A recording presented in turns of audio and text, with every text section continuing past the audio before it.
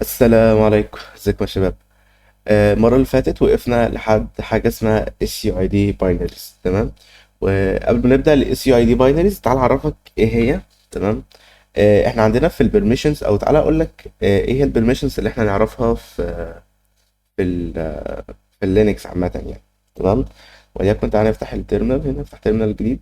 أقول لك اقفل ده سيشن جديدة. تمام. لو قلت لك ls/l مثلا، فلو قلت لك ls/l هنلاقي ان احنا عندنا هنا شويه أم... شويه ايه، شويه permissions. تمام. دي اسمها permissions، فانا عاوز اجرب لك شويه كده عشان نبقى شايف. دي اسمها permissions. احنا عارفين ان البرميشنز دي هي الصلاحيات اللي انا اقدر اخدها منك، او انت كيوزر، او انت كادمن عامه ليك صلاحيات. تمام. الصلاحيات دي بتتقسم لاكتر من حاجه. عندنا هنا اول حرف ده ممكن يبقى حرف اللي هو الدي ده، او ممكن يبقى الشرطه دي. ده بيعرفك ايه هي الفايل، هل ده دايركتوري. لو هو دايركتوري بحرف الدي، فلو لقيت هنلاقي ان 403 دي تول وهي دايركتوري كامل، مش فايل. لو جينا هنا عند فيكسد دي هنلاقي انها فايل عادي، فهتلاقي الشرطه دي. اول ثلاث حروف من هنا دول بيبقوا البرميشن بتاعت صاحب الملف ده. يعني اللي عمل الملف ده يقدر يعمل ايه؟ يقدر يرايت ويريد ويكسكيوت، يعني يقدر يقرا ويكتب وينفذ عليه. تمام. وبعد كده التلاته اللي بعدهم الجروب اللي انا فيه، جروب الروت. يعني انا في الروت. تمام. اي حد معايا في الجروب يقدر يعمل ايه؟ يقدر يرايت واكسكيوت. تمام. والشرطه اللي في النص ديت يعني ايه؟ هو ما يقدرش يعمل حاجه غير الاثنين دول. اخر ثلاثه بقى دول اي حد تاني غير الايه، غير الجروب اللي هم اليوزرز العاديه او الاذرز. تمام. هنلاقي انه يقدر يعمل رايت واكسكيوت. تمام. على حسب بقى اللي موجود جوه. تمام. فهتلاقي هنا ان انت مثلا، انا كصاحب فايل ده انا اقدر اعمل رايت وريد بس. تمام. انا بما اني صاحب الفايل اقدر اعمل له ايه، حاجه زي فيكسد ديت. فممكن اقول له مثلا سي اتش مود. تمام. سي اتش مود بلس اكس اسم الفايل مثلا اللي هو فيكسد دي. تمام. اقول له فيكسد دوت زب.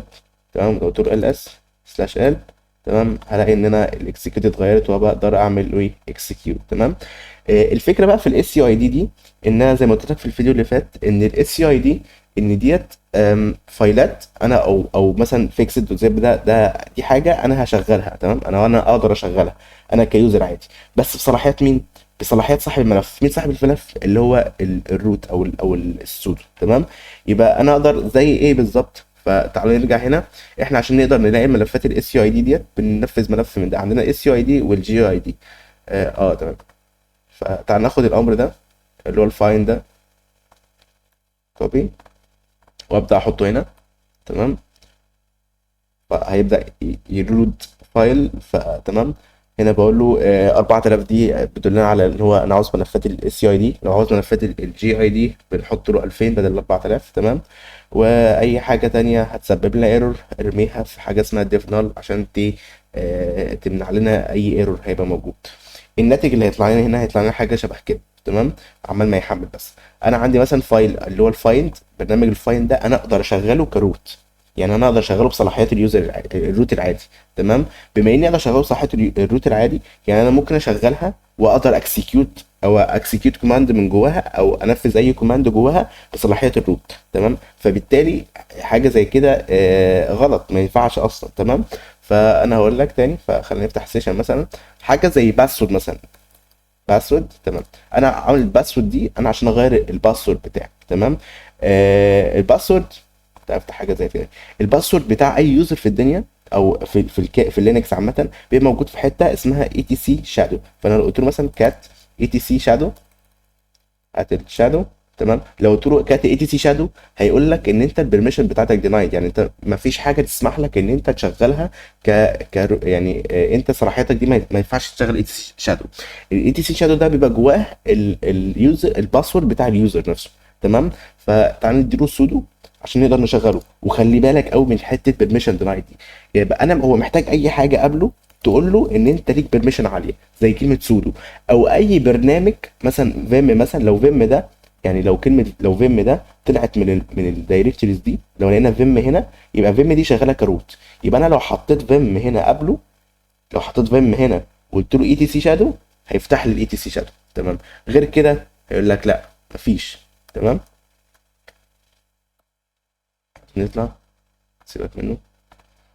تمام. يبقى فكره اي تي سي شادو لو قلت له كات اي تي سي شادو تاني، فاهم، لازم يديني حاجه بيرميشن قبلها. تمام. فبما ان كات او فيم مش واخدين بيرميشن، فانا المفروض اقول له سودو. تمام، سودو عشان يفتح لي الاي تي سي شادو. تمام. اديله الباسورد. تمام. وهبدا اشوف حاجه شبه كده. هلاقي ان اليوزر اللي اسمه كالي هنا، هلاقي ان اليوزر اللي اسمه كالي عنده الهاش ده. الهاش ده الباسورد بتاعه، يبقى الباسورد بتاعه معمول له هاش. تمام. فبما ان اليوزر، يعني انا لو سبتها لاي حد مفتوحه الاي تي سي شادو دي، لو سبتها لاي حد مفتوحه كده هيقدر يعدل على اي باسورد بتاع اي حد، هتبقى هيصه. فانا بعوضه عن حاجه شبه كده، فقمت حاطط له حاجه اسمها باسورد. باسورد ديت هبقول لك هنا غير الباسورد بتاعك يا عم، الباسورد بتاعك انت بس، هتحط لي الباسورد الحالي. تمام. فبما ان حاجه شبه كده شغاله، فانا قلت له مثلا ادي هو الباسورد كاري. تمام. وهيقول لي حط الباسورد بتاعك الجديد وايا كان يعني. فالكوماند ده او الحاجه دي هتفضل شغاله فين؟ تفضل شغاله في الباك جراوند. تمام. لو قلت له مثلا حاجه زي بي اس اي اف، بي اس اي اف، هلاقي ان باسورد، لو باسورد شغاله هيقول لي ان باسورد هنا عشان انا ما غيرتوش. تمام. فهتلاقي باسورد هنا شغاله بصلاحيات روت هنا. تمام، عشان تبقى شايف برضو. فهنلاقي ان هنا باسورد دي شغاله بصلاحيات روت. تمام. وحاجات اكتر من حاجه برضو شغاله بروت. تمام. فبالتالي باسورد دي شغاله بروت، فانا اقدر اعمل لها اكسكيوشن او اقدر اعمل لها ايه، اكسبلويتيشن. وهعرفك انا دلوقتي بحط لك معاك اساسيات عشان تبقى فاهم الدنيا ماشيه ازاي. تمام. نرجع تاني. ده الباسورد، سيبك من الباسورد، انا كنت شغال عمليتين باسورد فهتلاقي اتنين باسورد شغالين. اوكي. فتعال نرجع تاني هنا بقى. فهنا دول الحاجات اللي شغاله باس يو اي دي، يعني شغاله، يعني انا كروت بقول لك الحاجات دي هتشغلها انت، هتشتغل معاك على طول بصلاحيات روت، حتى لو انت روت، حتى لو انت يوزر. تمام. فبالتالي هلاقي ان كروميوم مثلا ساند بوكس شغاله او حاجه شبه كده شغاله. فهلاقي ان سودو شغاله، واس يو شغاله اللي هو سويتش يوزر. ما فيش حاجه مهمه قوي. تمام. فاحنا عاوزين نرن الكوماند ده في في الماشين التانية. حاول ارنها هنا ونشوف هل في حاجه تستدعي ان احنا نعملها ولا لا. تمام. ممكن نلاقي حاجة مثلا زي ام تي ار. ماشي. لو لقينا بقى حاجة نقدر نستغلها، احنا بنعمل ايه؟ تمام. احنا بننجمش، بنعمل ايه؟ بنخش على موقع عندنا اسمه جي تي اف او باينريز. تمام. هو مهمته نستغل الباينريز دي. تمام. زي ايه؟ زي حاجات كتيرة. عاوز اكبر ده. تمام. زي حاجات كتيره، زي ايه؟ عندنا حاجه في الفايند مثلا اللي هو ابلكيشن اللي هو تريك اسمه فايند، او فيم او بايثون 3. انا لو عندي فايند ده شغال تمام بصلاحيات ايه؟ باس يو اي دي. تمام. انا باخد الكوماند ده هلاقيه موجود فين؟ في جي تي اوف او بينز. تمام. انا دلوقتي احنا محتاجين ايه؟ فيم مثلا. تعال نرجع هنا نشوف هل في حاجه.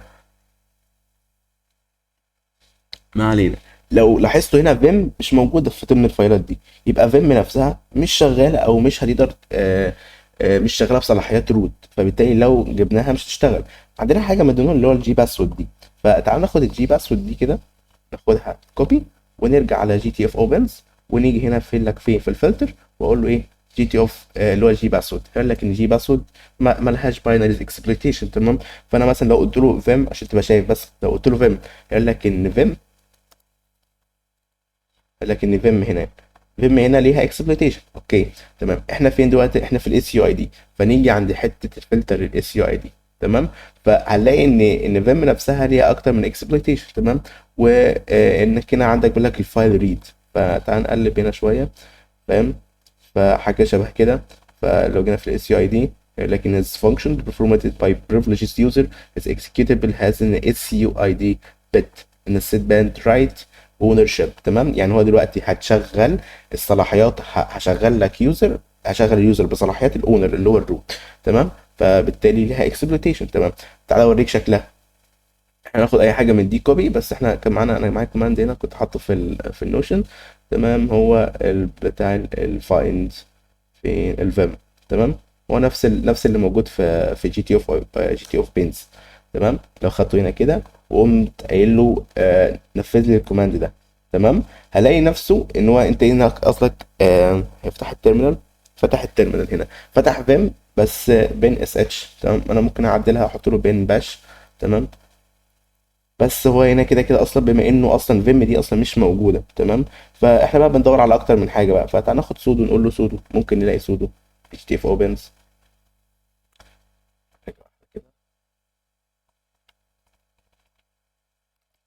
سودو.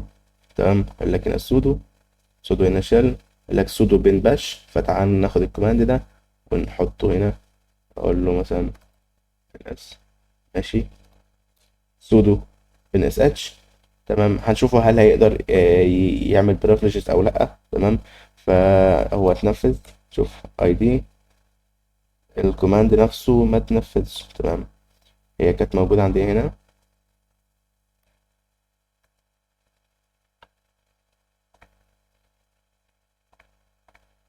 تعال نعمل كوماند سودو هنا، شوف ايه دنيته هنا. مش متنفذ بصراحة روت، فطلب مني هنا الباسورد.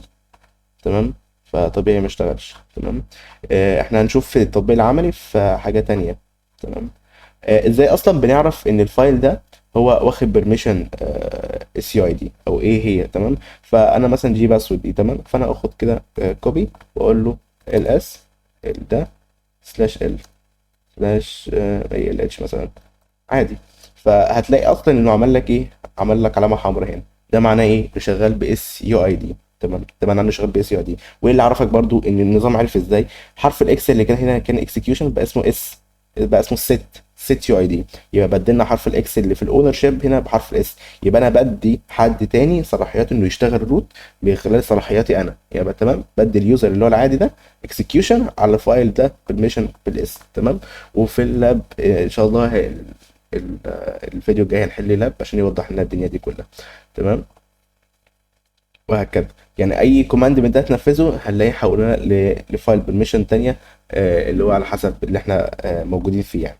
تمام، بس بما ان اللاب مش مهيأ لحاجه شبه كده، فان شاء الله هنشوفه في حاجه تانية. تمام، عندنا بقى البايثون 3، ان انا اقدر اشغل بايثون 3، يعني اعمل بايثون 3 على اي فايل تاني على بين باش. تمام، قلت لك ان بين باش دي لو هي شغاله بسودو بيرميشن، تمام، نقدر نكسكيوت الفايل ده، او نقدر نشغله على اي فايل تاني شغال بايه سودو بيرميشن، وغالبا بين باش او بين اس اتش. تمام، فمع ممكن اشغل بايثون 3 لو بايثون 3 كانت موجوده من ضمن الفايلات اللي هي كانت موجوده هنا. تمام، تمام. وهنا سايب لك كود اكسبلويتيشن اس يو اي دي. هنا بتكتب كود سي. كود سي مهمته انه ايه؟ انه يشغل، يعمل سي اتش مود على التمب باش وعلى التمب باش. تمام، يبقى يعمل اكسكيوشن فايل. يبقى التمب باش ده هيعمل له اكسكيوشن، هيديله صلاحيات الاس. تمام، هيديله بلس اس صلاحيات الاس اللي هو ايه زي ما قلت لك اللي هي الاس يو اي دي على البين اس اتش، وبعد كده يرجع يشغلها تاني من خلال الجي سي سي اللي هو الكومبايلنج بتاع اسمه ايه، السي لانجوج. تمام، بعد ما خلصنا الاس يو اي دي وفهمنا فكره الاس يو اي دي. تمام، لو قلت له هنا اي دي، يقول لك ان اي دي روت، ما علينا مش عاوزينها، اكزit. اوكي، تمام. بعد ما شفنا فكره الاس يو اي دي، تعال نشوف فكره الروت زي ما شفنا. فلو قلت له ان سودو سلاش ال زي ما كنا بنشوفها المره اللي فاتت، سودو سلاش ال المفروض يقول لك ان انت عندك حاجات معينه تقدر تنفذها كروت. تمام، كروت يعني ايه كروت؟ انا دلوقتي معايا اللس، برنامج اللس والاوك والبايثون 3 اقدر أنا اشغلهم كروت. تمام، يبقى انت تشغلهم كروت من غير باسورد. تمام، نفس فكره الاس يو دي بس اختلاف حاجات بسيطه جدا يعني. تمام، فاحنا برضو لما بنفتح سودو سلاش ال بيطلع لنا حاجات شبه كده. لقيت لس، طيب اقوم واخد اللس واقوم طالع فين على جي تي اوف بنس واكتب لس ويديني كوماند، اقوم جايب كوماند شبه ده كده سودو لس اي تي سي باسورد. تمام، اقدر اكوماند اشغل الكوماند ده. تعالوا نقدر نشغله وتشوفوا هيدينا ايه. كومي. تمام، هنلاقي انه قدر يفتح لنا الاي تي سي. الاي تي سي دي الاي تي سي باسورد من غير ما ايه، من غير ما يطلب مني صلاحيات روت. تمام، وكده كده فاحنا دلوقتي، فهقول لك حاجه هنا دلوقتي. لو فتحنا حاجه زي اي تي سي باسورد، قدرنا نفتح اي تي سي باسورد احنا نقدر نفتحه عادي. تمام، اقول لك حاجه كيو، ماشي، احنا نقدر نفتح الاي تي سي باسورد. لو قلت له كات اي تي سي باسورد مثلا، حاجه دي اكسكيوشن، لو قدرنا نفتح الاي تي سي باسورد احنا نقدر نقراه بس ما نقدرش نعدل عليه. زي ايه؟ لو قلت له مثلا بدل كات دي قلت له مثلا نانو. تمام، لو نانو واخده برضو اس يو اي دي او سودو نقدر نعدل عليه. قدرنا نعدل عليه هنعمل ايه بقى؟ احنا دلوقتي احنا فتحنا نانو عادي بس ما قدرناش نعدل عليه. تمام، انا عندي مثلا ممكن اضيف يوزر جديد، يعني مثلا اخد كده مثلا حاجه زي كالي ده، او باخد الكوماند كده كل ده كوبي. ماشي، لا يا عم ما تزعلش نفسك يا عم. ادي كوبي سيلكشن. واجي تحت هنا اقول له بيست سيلكشن. تمام. ممكن اغير في اسم اليوزر مثلا. تمام. اليوزر ده مثلا ممكن اسمي يوزر جديد، هقوم قايل له اليوزر ده اسمه احمد. تمام. وهديله البريفليجز بتاعته اخليها صفر عشان تبقى روت.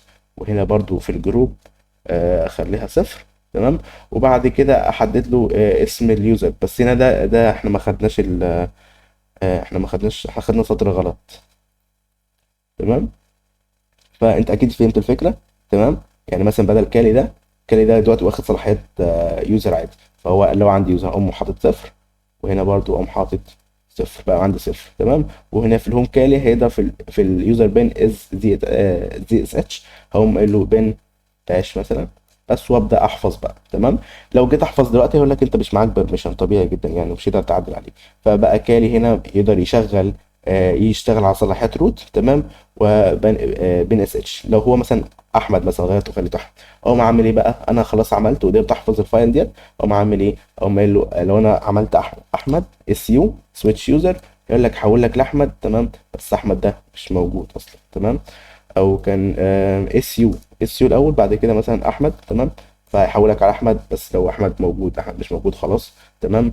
وممكن اس يو سلاش داش احمد، هيحمل الانفايرمنت كامله بتاعت احمد لو احمد له بيانات وداتا والخ الخ الخ يعني. ممكن اعدل في الروت. تمام. ودي حاجه برضو من السودو كمان. تمام. فزي ما قلت لك برضو هتاخد اللي هيطلع لك منه، او سواء كان ايا كان اللي هيطلع لك هتاخد على جي تي اوف اوبنز. تمام. وتدور اللي هو الباينري طبعا وتبدا تدور عليه. تمام. كنت سايب لك هنا بيرل، حاجه اسمها بيرل كوماند. بيرل كوماند ده بيشتغل بلغه اسمها بيرل. مهمته انه يعمل ايه؟ انه يعمل اس تي يو اي دي على فايل معين ويحوله لايه؟ يخليه لصفر ويعمل له اكسكيوشن على البين اس اتش او البين باش عادي. اي فايل من الاثنين دول. الفايلين دول مهمين جدا، لو انت مش عارف هم بيعملوا ايه دور والفايلين دول بيعملوا ايه. تمام. وانا قلت لك هم الدايركتورز دول بيعملوا ايه طبعا. تمام. فدي حاجات مهمه لازم تبقى عارفها. لو انا مثلا عاوز ادور على الاس اس اتش كيز. تمام. فدي حاجه المفروض كنا قلناها في الاول. تمام. بس ده الامر اللي احنا بناخده فايند. تمام. لو احنا عايزين ندور على اس اتش كيز معينه اف. تمام. لو هنا برضو نفس الفكره بدور على فايند النيم اي حاجه فيها authorized keys. تمام. لكن انت عندك في الكالي في الفولن هاب، انا عندي بسد الفولن هاب هنا. لكن انت عندك هنا authorized keys. تمام. ممكن تفتحه وتدور عليه وانت بتدور يعني.